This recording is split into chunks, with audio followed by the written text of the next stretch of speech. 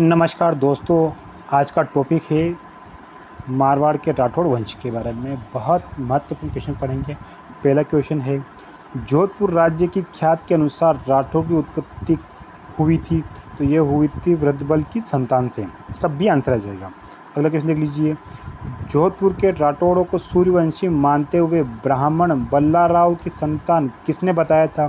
तो ये बताया था दयालदास जी ने। अगला क्वेश्चन है, ने मारवाड़ के राठौड़ों को कन्नौज से संबंधित माना था, तो ये किसने माना था? मोहम्मद नैन्सी जी ने माना था।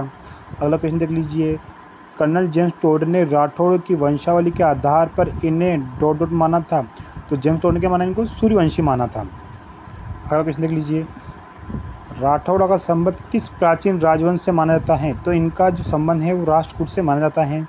राठौड़ों का मूल पुरुष राव सिंहा का संबंध किससे माना जाता है? तो उनका संबंध माना जाता है गहड़वाल वंश से।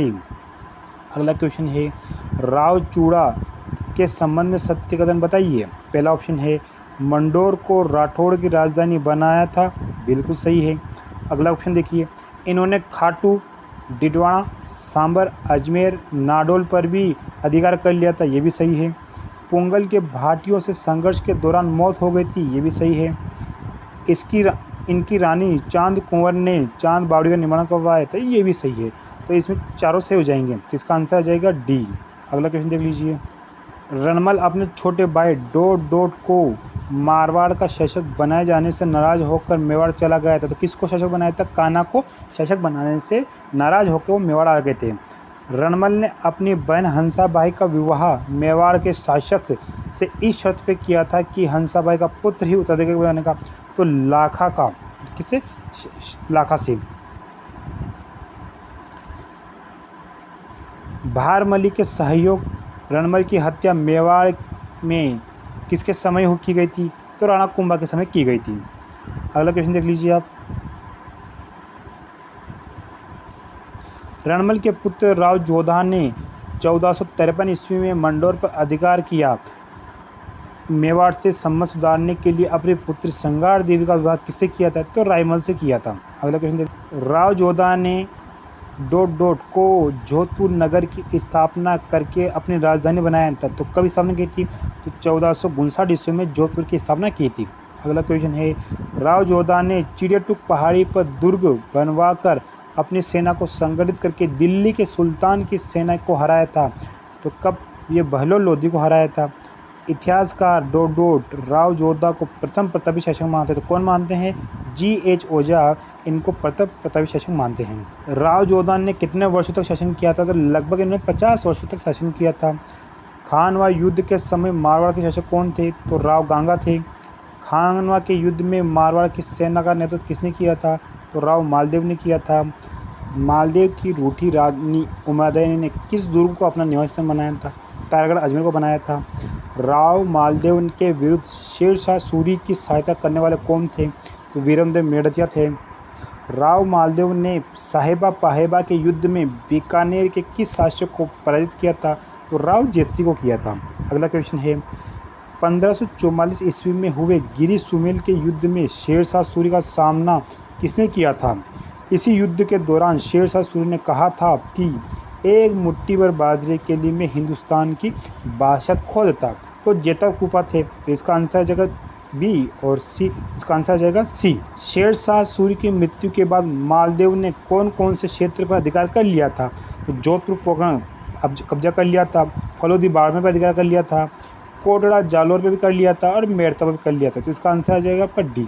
अगला क्वेश्चन है, राव मालदेव ने अपने पुत्र किसको उत्तराधिकारी बनाया? तो राव चंद्रसेन को बनाया था। अगला क्वेश्चन है, राव चंद्रसेन का भाई नाराज होकर अकबर की शरण में चला गया था, तो कौन था वो? तो वो था राम सिंह। अगला क्वेश्चन है, 1564 में अकबर के किस सेनापति ने जोधपुर पर अधिकार कर लिया था? तो वो था हुसैन कुली खान। 1570 ईस्वी में आयोजित अकबर के नागौर दरबार में मारवाड़ से किसने भाग लिया था? तो ये भाग लिया था राव चंद्रसेन ने लिया था, राम सिंह जी ने भी लिया था, उदय सिंह जी ने भी लिया था और अजीत सिंह जी ने नहीं लिया था, तो इसका आंसर आ जाएगा 1, 2, 3 सी आंसर आ जाएगा इसका। अगला क्वेश्चन है, अकबर ने नागौर दरबार 1570 के बाद जोधपुर का प्रशासक किसे बनाया था? तो इसका आंसर आ जाएगा राय सिंह।